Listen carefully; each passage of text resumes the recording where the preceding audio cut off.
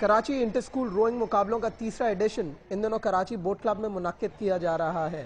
ये मुकाबले 5 से 9 जनवरी तक जारी रहेंगे। इस दफ़ा ये तीसरा इवेंट हो रहा है। इसमें जो है 16 स्कूल्स हैं और 311 पार्टिसिपेंट्स हैं इस दफ़ा इस साल में, पिछले साल के 250 के मुकाबले में। तो इवेंट आपका जो है इस दफ़ा काफ़ी एक्सपेंड हो गया, काफ़ी ज़्यादा बच्चे इसमें हिस्सा ले रहे हैं। इन मुकाबलों में कराची के मारूफ स्कूलों और कॉलेजों के तालिब इल्म हिस्सा ले रहे हैं और इन बच्चों में इस इवेंट के लिए काफ़ी जोशो खरोश पाया जा रहा है। मैं 3 साल के लिए पार्टिसिपेट कर रही हूँ, तो हम हर साल चाहे हम जीते या हारे, हमें हमेशा मजा आता है।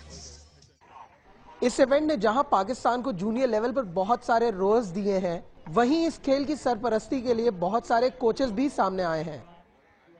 रोइंग मैंने तकरीबन 3 साल से कर रहा था, फिर जूनियर एशियन के लिए गया, फिर यहाँ पे जब आया स्कूल्स बहुत ज़्यादा हो गए थे तो इन्होंने ऑफ़र दी थी, निक्सर स्कूल ने। उनकी अभी कोचिंग कर रहा हूँ। इधर ऑस्ट्रेलियन कोच आए थे तकरीबन 2 हफ्ते पहले, तो उन्होंने कोचिंग कोर्स भी करवाया, तो काफ़ी अच्छा है। कराची इंटर स्कूल रोइंग मुकाबलों में एक मुकामी एनजीओ के तहत चलने वाले एक स्कूल के 16 तालिब इल्म भी हिस्सा ले रहे हैं। चैंपियनशिप की इख्तितामी तकरीब का इनेकाद 9 जनवरी को किया जाएगा। खेलों के मुकाबले बच्चों की शख्सियत साजी में एक अहम किरदार अदा करते हैं और कराची में मुनक्किद किया गया ये inter school regatta rowing championship इस सिमत में एक मुस्बत कदम है। Hasan Sardar, Dawn News, Karachi.